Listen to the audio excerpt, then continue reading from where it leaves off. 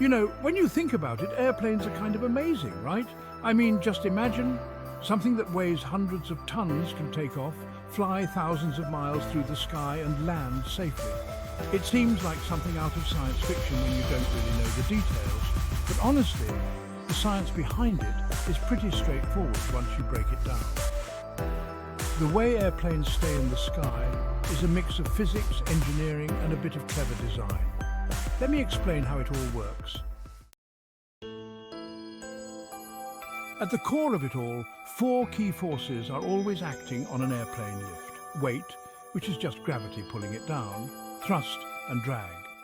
For a plane to stay in the air, these forces need to be balanced just right. It sounds complicated, but it's a bit like riding a bicycle. Everything has to work together. Let's start with lift, because that's what actually keeps the plane off the ground.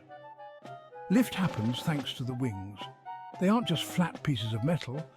They have this special shape called an airfoil. The top of the wing is curved and the bottom is flatter.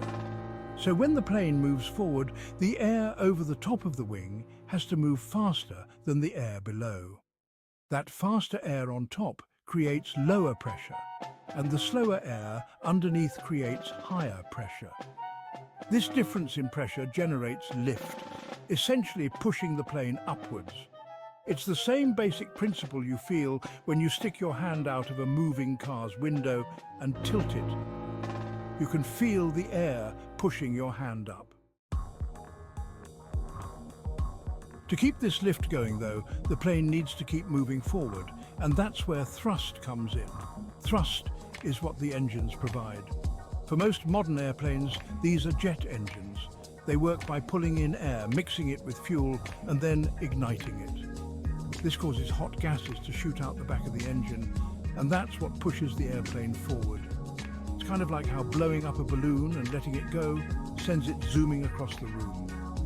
The force of the air leaving the balloon pushes it forward, just like the thrust from a jet engine does for a plane. But of course, flying isn't just about lift and thrust.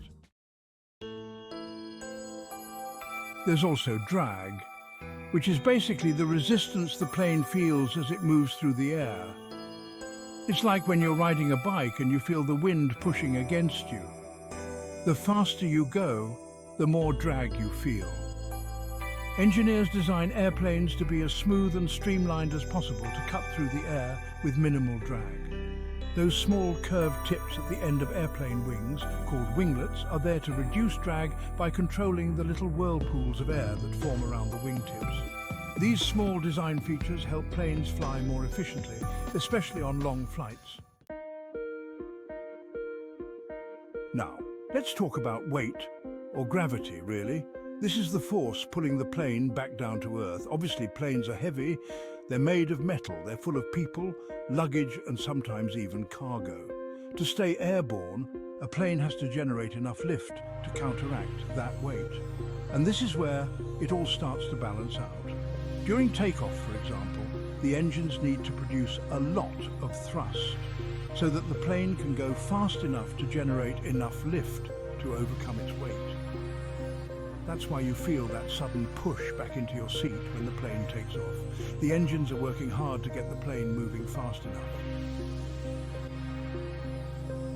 One thing that's really interesting is how the angle of the wings, called the angle of attack, also affects lift. The pilot can change this angle to increase or decrease lift depending on the situation. When you're climbing after takeoff, the pilot increases the angle of attack to help the plane gain altitude. But if the angle gets too steep, the airflow can become disrupted and the plane can lose lift, which is called a stall. So pilots need to be really careful about managing this balance. Another cool thing is how the airplane's control surfaces help it move through the air. You know when you see the flaps on the wings moving during landing or takeoff? Those are called ailerons and elevators, and they help the plane roll, pitch and yaw, basically turn or tilt in different directions. These small adjustments are what make the flight smooth or bumpy, depending on how the pilot maneuvers the plane. When planes are cruising at high altitudes, like 35,000 feet, a lot of factors come into play to keep everything balanced. For instance, up there the air is thinner, meaning there's less air for the wings to generate lift from. That's why planes have to fly faster at those altitudes to generate the same amount of lift they would at lower altitudes.